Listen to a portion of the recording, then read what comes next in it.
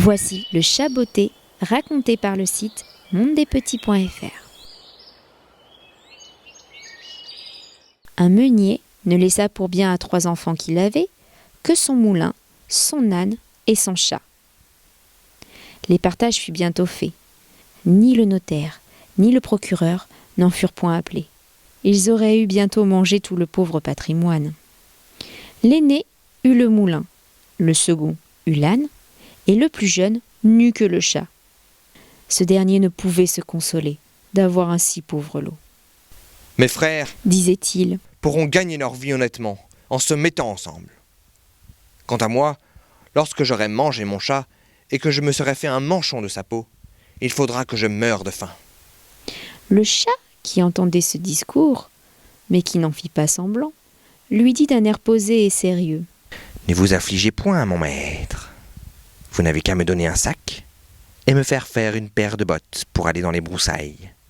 Et vous verrez que vous n'êtes pas si mal partagé que vous croyez. » Quoique le maître du chat n'y croyait guère, il l'avait vu faire tant de tours de souplesse pour prendre des rats et des souris, comme quand il se pendait par les pieds, ou qu'il se cachait dans la farine pour faire le mort, qu'il ne désespéra pas d'en être secouru de sa misère. Lorsque le chat eut ce qu'il avait demandé, il se botta bravement et, mettant son sac à son cou, il en prit les cordons avec ses 2 pattes de devant et s'en alla dans une garenne où il y avait un grand nombre de lapins. Il mit du son et des lacérons dans son sac et s'étendant, comme s'il eût été mort, il attendit quelques jeunes lapins peu instruits encore des ruses de ce monde. Vint se fourrer dans le sac pour manger ce qu'il y avait mis. À peine fut-il couché qu'il eut satisfaction. Un jeune étourdi de lapin entra dans son sac, et le maître chat, tirant aussitôt le cordon, le prit et le tua sans miséricorde. Tout fier de sa proie, il s'en alla chez le roi et demanda à lui parler. On le fit monter à l'appartement de sa majesté, où, étant entré, il fit une grande révérence au roi et lui dit « Voilà, sire, un lapin de Garenne que monsieur le marquis de Carabas m'a chargé de vous présenter de sa part. » C'était le nom qu'il avait pris en gré de donner à son maître. « Dis à ton maître que je le remercie et qu'il me fait plaisir. » Une autre fois, il alla se cacher dans les blés, tenant toujours son sac ouvert. Et lorsque 2 perdrix y furent rentrés, il tira les cordons et les prit toutes les 2. Il alla ensuite les présenter au roi, comme il avait fait pour le lapin de la Garenne. Le roi reçut encore avec plaisir ces 2 perdrix et lui fit donner à boire. Le chat continua ainsi pendant 2 ou 3 mois à porter de temps en temps au roi du gibier de la chasse de son maître. Un jour qu'il sut que le roi devait aller en promenade sur le bord de la rivière avec sa fille, la plus belle princesse du monde, il dit à son maître « Si vous voulez suivre mon conseil, votre fortune est faite. Vous n'avez qu'à vous baigner dans la rivière à l'endroit que je vous montrerai, et ensuite me laisser faire. » Le marquis de Carabas fit ce que son chat lui conseillait, sans savoir à quoi cela servirait. Pendant qu'il se baignait, le roi vint à passer, et le chat se mit à crier de toutes ses forces. « Au secours! Au secours! Voilà monsieur le marquis de Carabas qui se noie. » À ce cri, le roi mit la tête à la portière et, reconnaissant le chat qui lui avait apporté tant de fois le gibier, il ordonna à ses gardes qu'on allât vite au secours de monsieur le marquis de Carabas.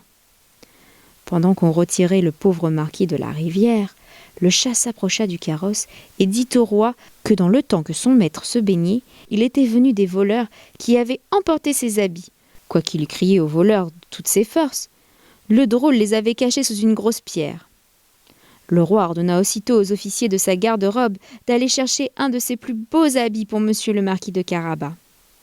Le roi lui fit 1000 caresses, et comme les beaux habits qu'on venait de lui donner révélaient sa bonne mine, car il était beau et bien fait de sa personne, la fille du roi le trouva fort à son gré, et le marquis de Carabas n'eut pas jeté 2 ou 3 regards fort respectueux et un peu tendres qu'il devint amoureux à la folie.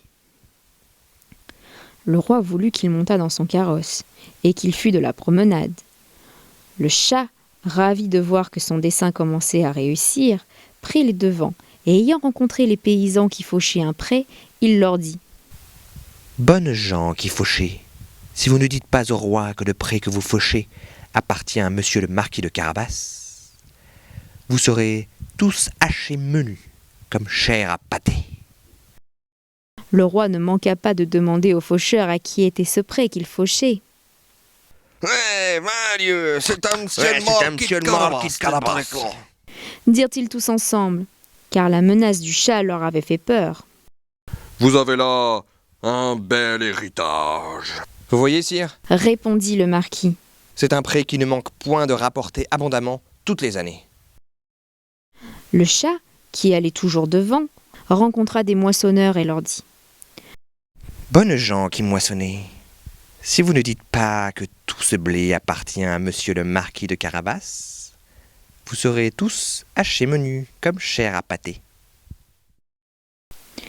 Le roi, qui passa un moment après, voulut savoir à qui appartenait tout ce blé qu'il voyait. Ouais, c'est un monsieur le marquis de Carabas. Répondirent le moissonneur, et le roi s'en réjouit avec le marquis. Le chat, qui allait devant le carrosse, disait toujours la même chose à tous ceux qu'il rencontrait. Et le roi a été étonné des grands biens de monsieur le marquis de Carabas. Le maître chat arriva enfin dans un beau château, dont le maître était un ogre, le plus riche qu'on eût jamais vu, car toutes les terres par où le roi était passé étaient sous la dépendance de ce château. Le chat, qui eut soin de s'informer qui était cet ogre et ce qu'il savait faire, demanda à lui parler, disant qu'il n'avait pas voulu passer si près de son château sans avoir l'honneur de lui faire la révérence. L'ogre le reçut aussi civilement que peut le faire un ogre, et le fit reposer. On m'a assuré que vous aviez le don de vous changer en toutes sortes d'animaux, que vous pouviez par exemple vous transformer en lion, en éléphant. Dit le chat. Cela est vrai. Et pour vous le montrer, vous allez me voir devenir lion. Le chat fut effrayé de voir un lion devant lui, et gagna aussitôt les gouttières, non sans peine et sans péril, car ses bottes ne valaient rien pour marcher sur les tuiles. Quelque temps après, le chat, ayant vu que l'ogre avait quitté sa première forme, descendit et avoua qu'il avait eu bien peur. On m'a assuré encore, mais je ne saurais le croire, que vous aviez aussi le pouvoir de prendre la forme de plus petits animaux. Par exemple, de vous changer en un rat, en une souris.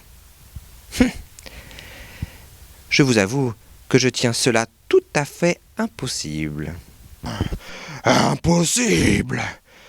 Vous allez voir. Reprit l'ogre. Et aussitôt, il se changea en une souris qui se mit à courir sur le plancher. Le chat ne l'eut pas plutôt aperçu qu'il se jeta dessus et la mangea. Cependant le roi, qui vit en passant le beau château de l'ogre, voulut y rentrer.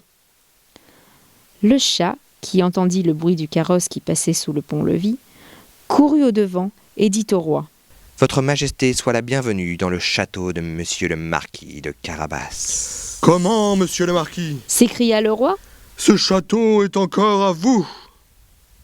Il n'y a rien de plus beau que cette cour et que tous ces bâtiments qui l'environnent. Voyons à l'intérieur, s'il vous plaît.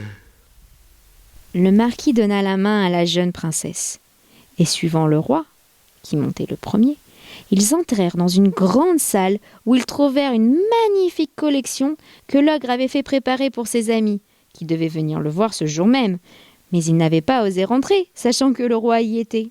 Le roi, charmé par des bonnes qualités de monsieur le marquis de Carabas, de même que sa fille qui en était folle, et voyant les grands biens qu'il possédait, lui dit, après avoir bu 5 ou 6 coupes : « Il ne tient qu'à vous, monsieur le marquis, que vous ne soyez mon gendre. » Le marquis, faisant de grandes révérences, accepta l'honneur que lui faisait le roi, et le jour même épousa la princesse. Le chat devint un grand seigneur, et ne courra plus après les souris que pour se divertir. Ainsi se termine l'histoire du chat botté. Tu as aimé cette vidéo ? Viens vite me retrouver sur le site mondedespetits.fr. Plein d'autres surprises t'attendent.